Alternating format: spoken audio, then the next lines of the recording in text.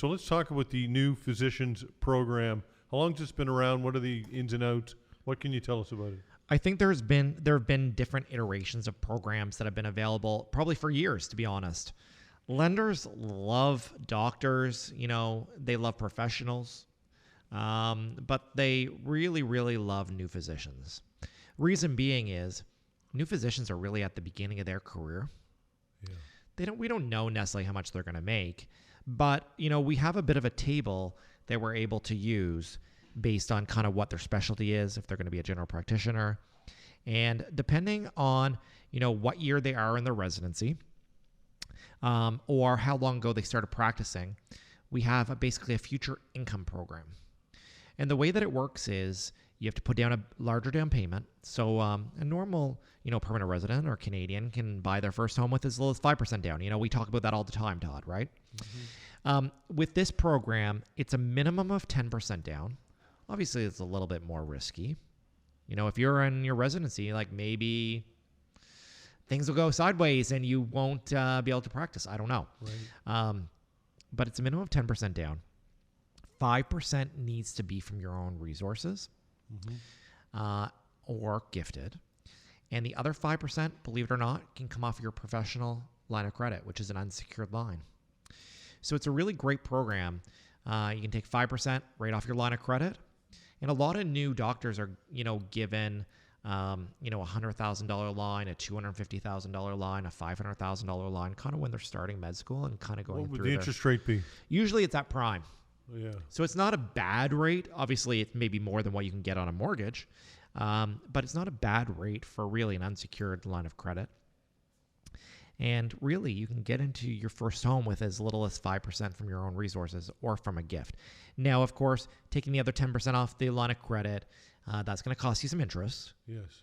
But we're pretty sure you can probably pay it back at some point. Mm-hmm. You certainly can do 20% down. And if you do the 20% down, to avoid the high ratio mortgage insurance, they'll allow 10% off would need to be your own money, and then the other 10 could come off the revolving professional line. So it's a great program. And I think it's a great program because we have a med school here in Halifax. We touched on it a little bit before. And, our current government says that they're going to fix healthcare. I don't know if it's fixable, Todd, but, the power to them.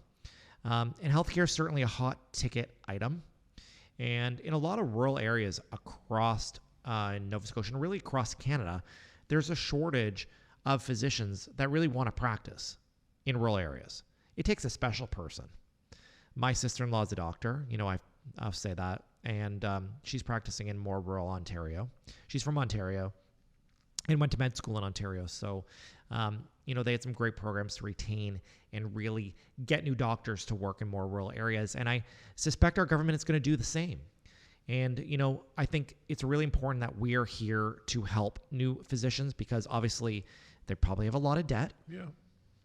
They've been in school for many, many years and they probably haven't made a lot of money.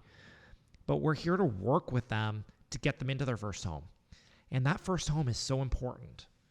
It's so important because they're going to put, ties down in the community, build roots. And usually, and the stats are that if someone owns a home in the community, they're more likely to stay within the community and really be, a great member and community member of that community. So, I think it's important. I think it's important for us, especially where we do have a more aging population. I think it's something important to really attract, maintain, and build relationships with new physicians, across our province. And we're really happy to be able to help. So when do they qualify for it? When they get their first job? Like, what are the qualifications for? So they can actually get a mortgage when they're in their residency. So they don't even have to have graduated the program. They can get a mortgage in the end of their residency. Or they could have recently started maybe their first job. A lot of doctors are self-employed, so they don't necessarily get a salary or, deductions at source.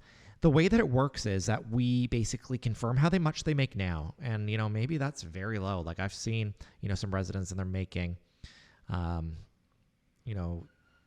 40, 50, 60, $70,000 a year. So, I mean, it's not like it's no money, but they have a lot of debt and a lot of education, to go through. And kind of the rule of thumb is they need to kind of be in their last 24 months of the residency or their fellowship, or they need to have started practicing within the last 24 months. So it's really kind of like a 4-year kind of window where this program will work. Right. So once they can be, they don't look at obviously the 40 or 50 or $60,000 they're making then. You talked about this We still have to verify it, but there's a table. Yeah. So, for example, we are able to use qualification income for medical residents in their first or second year, like $185,000. So obviously that's a lot more than they're making today. And medical students that are in their third year, we can use $225,000. And depending on what their specialty is, if it's family medicine, then it's $225,000. But depending on what their specialty is, it's sometimes $300,000, it's $360,000. Now, it's $380,000. There's a number that we can use regardless of how much money they're making, kind of as they first start out, as being a practicing doctor, or if they're in the residency. So, I think that it's a great program. Mm-hmm. And I've actually done more and more lately. We get referred by bank branches because of the complexity. Mm-hmm. I think one of the great reasons is, we can do a lot of things over the phone and over the internet, and, maybe we have more flexible hours. And as we know, these residents and these new docs are busy. Yeah. Chances are they're working, right? Yeah. And we're able to accommodate that, and I think that's great. But we're also able to understand the complexities of really what they're going through and their debt load. Not everyone gets that. No. And I think I kind of have a little bit of a unique position, really, because my sister-in-law is a physician. So I get the struggles. She has 4 kids, and 3 of those kids she had basically during her education. So she had them basically while she was going through med school and while she was going as a resident, and as a new doctor, she was having kids. And it's not easy. No. And you know what? I think it takes a really special person that wants to practice medicine. And, when we're talking about income at $225,000 or $300,000, that's basically what we're using. I know doctors that make more than that, and I know doctors that make less than that. But that's kind of the numbers of the bank and the insurers are willing to basically take a risk on. And it's because frontline workers like doctors are really so needed, and I think really at such a high demand, at least here in our community. Mm-hmm. Having the programs in place, I think hopefully will help, attract and retain, some of these individuals. Are there any safeguards in place for the lender in case, obviously, doctors, mm-hmm. these are projected earnings, but people get hurt, they leave the business, there's burnout, whatever it might be. Yep. So do they have any of these insurance vehicles in place? If they don't put down 20%, they would still have that high ratio insurance. So that high ratio insurance CMHC would cover their butt. Basically, yeah. And it's not CMHC that offers this program. It's the other private insurers that offer it. Which is what again? Genworth or it's not Genworth anymore. It's Sagen and Canada Guarantee. So they're offering this program because they believe in the importance of running this type of program. We believe in it, and it actually comes at a higher cost to the borrower. It's a higher insurance premium. So normally when a buyer buys a home and they put down 10%, Todd, their insurance cost is 3.1%. In this scenario, if they borrow that, half of the down payment off their line of credit, the insurance cost goes up to 4.1%. So that's a sunk cost that individual is not getting back. Mm-hmm. Because it's a bit of a higher risk. You identified it. Exactly. It is riskier. It is riskier, yes.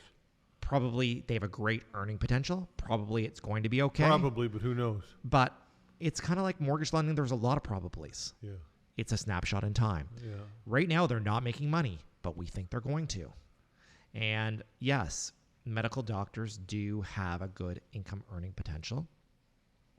And I think that, it's important to get any first-time home buyer into a home.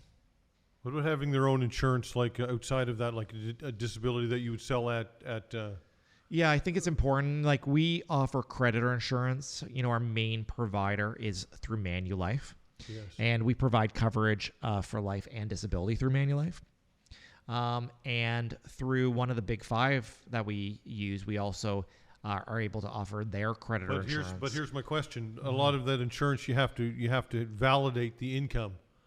And if doctors have not yet made that income, how do you put somebody in a disability to pay them $7,000 a month when they've never made $7,000? Usually it's creditor question, insurance. though, right? Yeah, it's a really good question. It's creditor insurance. So basically, it's not necessarily income replacement, Todd.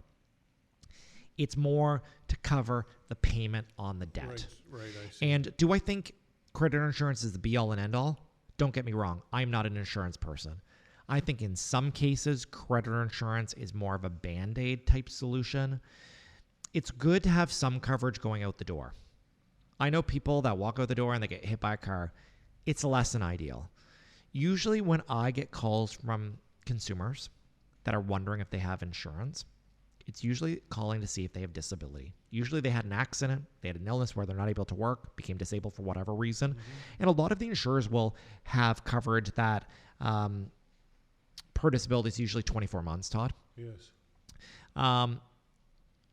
A handful of times, and I'll say maybe a couple of times a year, we do have clients pass away. We've done almost 4,000 transactions. We have a lot of clients. Yeah, it'll happen. It'll happen. It's reality. And I think with COVID, the one thing that we need to think about as well, we went through a lot of scary times that we thought there could be mass casualties.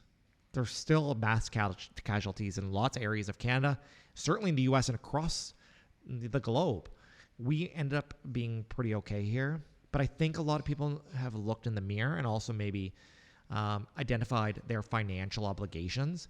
And I think the rule of thumb is for insurance, it's 8 times your annual income. And a lot of people are like, I have insurance at work.